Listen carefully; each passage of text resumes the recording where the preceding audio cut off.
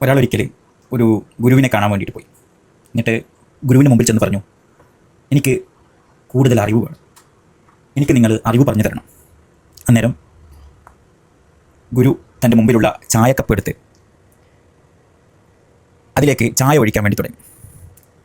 Cup നിറഞ്ഞു, പക്ഷേ ഗുരു ചായ ഒഴിച്ചു കൊണ്ടേയിരുന്നു.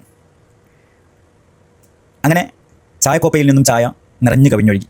അന്നേരം അത്ഭുതത്തോടു കൂടി യുവാവ് ചോദിച്ചു, അല്ലയോ ഗുരുവേ, കപ്പ് നിറഞ്ഞല്ലോ, പിന്നെ വീണ്ടും എന്തിനാണ് അങ്ങ് ചായ ഒഴിക്കുന്നത്? വളരെ ശാന്തനായിക്കൊണ്ട് അന്നേരം ഗുരു പറഞ്ഞു, നിൻ്റെ മനസ്സും ഇതുപോലെ തന്നെയാണ്.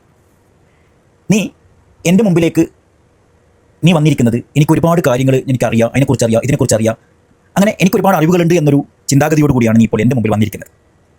അങ്ങനെയുള്ളൊരു മനസ്സോടുകൂടി വന്നാൽ നിനക്ക് പുതിയ കാര്യങ്ങൾ പഠിക്കാനോ മനസ്സിൽ കയറ്റാനോ നിന്നെക്കൊണ്ട് ബോധ്യപ്പെടുത്താനോ കഴിയുകയില്ല. അപ്പോൾ ഒരു അറിവ് നേടുമ്പോൾ അല്ലെങ്കിൽ ഒരു കാര്യം നമുക്ക് പഠിക്കണമെന്നുണ്ടെങ്കിൽ ആദ്യം നമ്മുടെ മനസ്സിനെ ഫ്രീ ആക്കണം. അതിൽ ഒരു തരത്തിലുള്ള മുൻവിധികളോ അല്ലെങ്കിൽ നീ മുമ്പ് പഠിച്ചു വെച്ചിട്ടുള്ള ധാരണയോ ആ ധാരണയോട് കൂടിയോ ആ കാര്യത്തെക്കുറിച്ച് പഠിക്കാൻ ശ്രമിച്ചാൽ നിനക്കൊന്നും മനസ്സിലാകില്ല.